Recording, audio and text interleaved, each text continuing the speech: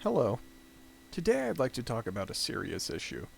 Did you know that over 4,000 sailors per year lose their eyeballs to pirates?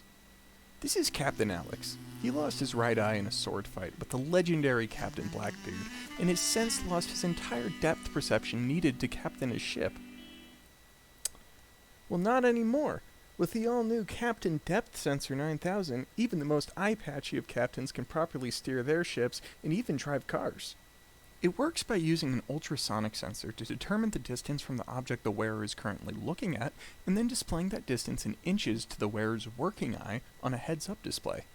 As you can see, this version of the heads-up display is a little nicer than my last one, if only because I'm using a pair of 3D printed glasses frames instead of an old pair of sunglasses, and I'm no longer using a piece of broken glass as an eyepiece.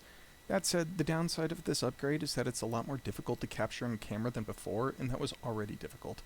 Still, you can kind of tell there's something going on in the eyepiece, and it looked a lot more clear in person.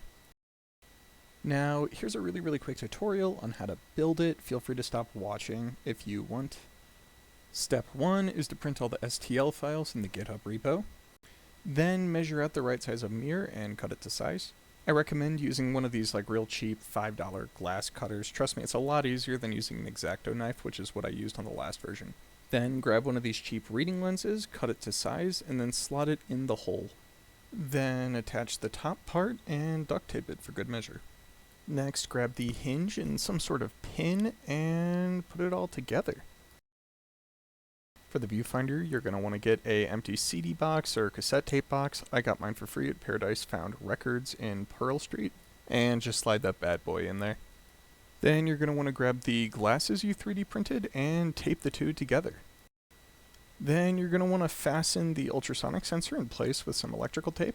And if you're feeling fancy, feel free to tape the wires down to clean it all up a little bit. Lastly, slot the screen in the little hole right here, and this is the final product. Now, in terms of the electronics itself, I've made this little chart of which GPIO pins I attach to which spots on the ultrasonic sensor and OLED display, but besides for the 5V and ground, these are completely arbitrary, and you can change them at the top of the code. Anyway, thanks for watching. I hope you enjoyed my video. Have a good day.